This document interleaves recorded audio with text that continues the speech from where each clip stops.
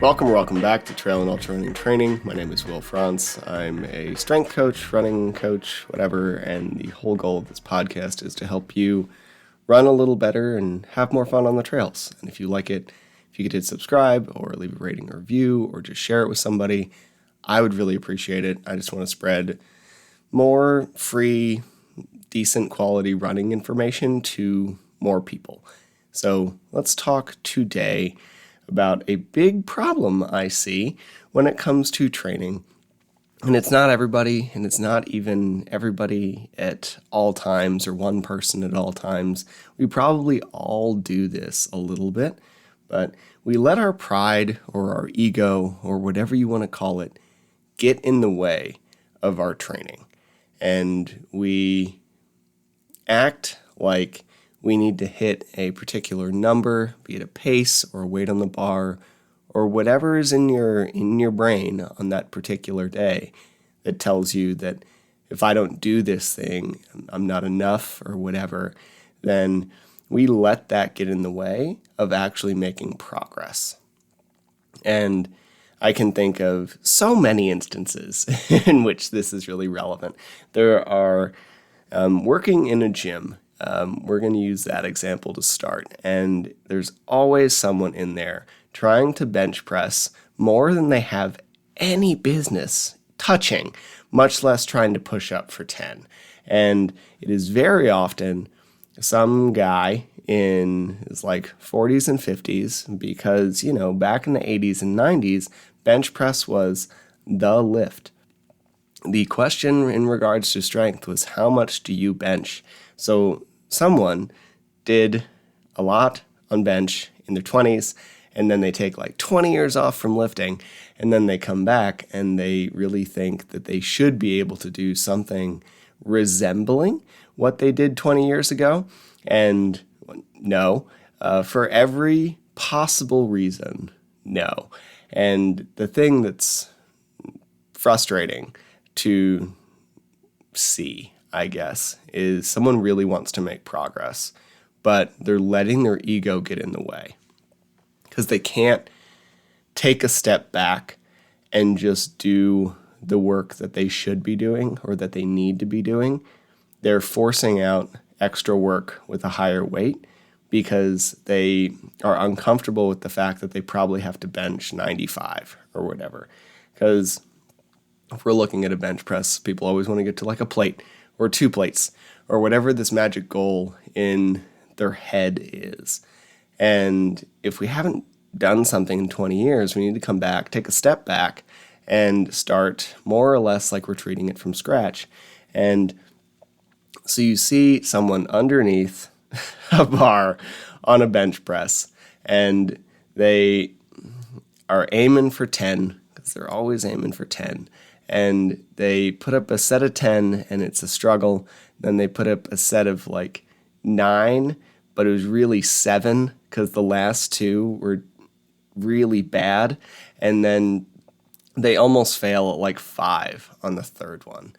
And they could have just used less weight and actually get the stimulus of 10, not end up with this ridiculous fatigue that they're going to have because they took 3 sets to a struggling failure because they were so obsessed about having however much weight on the bar, right? And we see this with running too. You see it with paces or time or whatever. You have someone who goes out on a run and they just can't run a 12-minute mile, and no matter what. And it's just that's where we need to be today. And if you can't figure out how to run that pace, then we need to do a run walk. But your heart rate's at 175, and you're murdering your training because you are not willing to just take a step back and let your body regulate itself and actually get the adaptation from an easy run. Because we really need to spend a ton of time in these low effort, zone 2 work, if we want to build aerobic function. Yes, you can build it from high intensity, but you will get so much more efficiently. You'll do it so much more efficiently if you just slow down. And if we just run and run walk at the pace that we need to be doing it in order to hit the target that we're looking for, be it an easy run or whatever, then we will adapt faster. And the real irony for all of these things is if we are willing to just chuck the ego out the door in the beginning, then we will actually end up where we think we should be or want to be, or at least closer to it, much faster than if we keep fighting our way through. Because if you keep running easy runs at a 175 heart rate, unless your max heart rate's 230, then fine. But if you keep running easy runs at 175 heart rate, we're actually slowing down our aerobic progression. We're slowing down the adaptation we're actually looking to achieve with that run. And as a result, just because you want to run a 10-minute mile on your whatever day, then it's going to take you longer for that 10-minute mile to be easy, because we don't back off and just accept where we are. You are where you are in your training. And as much as we might want to fight that sometimes in whatever respect, we need to just accept it. And it doesn't mean every run needs to be perfect. It doesn't mean you can't just go out and run carefree in this zone 3 mess that so many people spend so much time in. It doesn't mean that we can't have an ego lifting day and just play around, be safe. Bench press will crush you, right? The amount of dumb things I see on the internet from someone not understanding how to use safeties or have a spotter is excessive. But be careful, be safe. But otherwise, occasionally it is perfectly reasonable to just go out and screw around for a day. Have an ignore the watch run where you just turn the thing on so you can track it and put it in your pack and just run and see how things are, or keep it on the time face, or whatever you want to do that allows you to just step back from data for a minute. But a lot of the time, most of the time, if we're really looking to make some big progress towards whatever particular goal, then we're going to need to be a little more diligent, a little more consistent with taking some time away from our ego, stepping back, making sure the work is quality, making sure the work is the work that it's supposed to be. And I think it is this rough balance, because some people really need to hear hey, you need to work harder, right? That is a real thing for certain people, where they wonder why they don't get faster, or they wonder why they've been stuck at the same squat weight for however long. And it's really because they're stuck in this space of comfort. This mileage or this pace is really comfortable. It's really reasonable. Been doing it for a long time. You know what this feels like. And as a result, you just fall in the groove.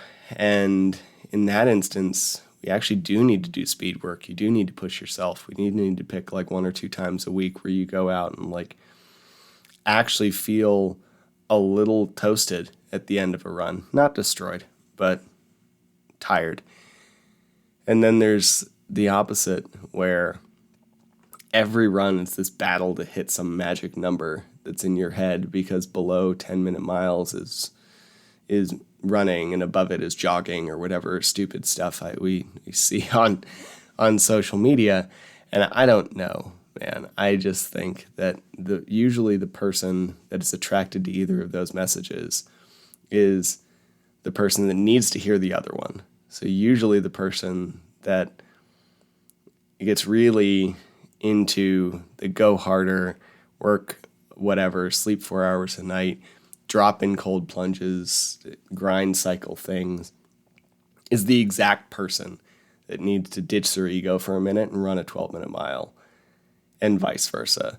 the person who loves to fall in their groove, never pushes it on speed work, has been using the same weight in the gym for the past 3 years, and just like has this comfortable place of exercising, probably needs to go harder occasionally.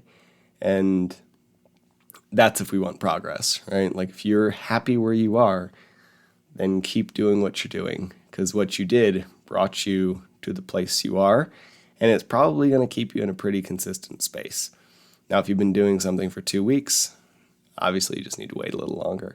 But for the most part, the thing that brought you here will kind of keep you here.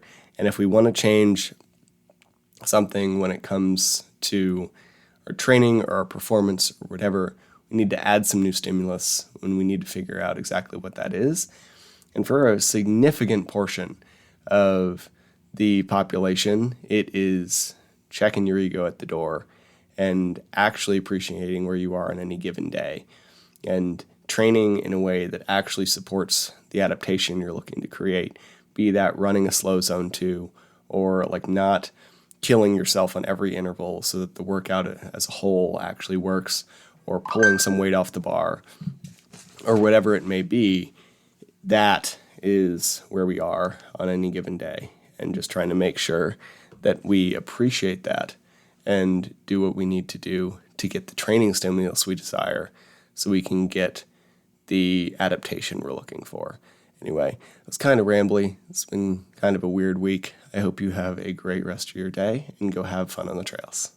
Thank you again for listening to the Trail and Ultra Running Training Podcast. I can't tell you how much I appreciate it. Just a reminder, nothing you hear on this podcast is medical advice, and you should always speak with a medical professional before making changes to your training or your nutrition.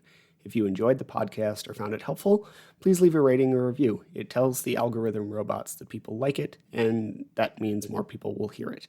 Or even better, just share it with someone who you think would benefit. If you prefer a video version, head to the Trail and Ultra Running Training Group on Facebook, or check out the Mountain Goat Endurance Coaching YouTube channel. Thank you again, and I hope you have a great next run.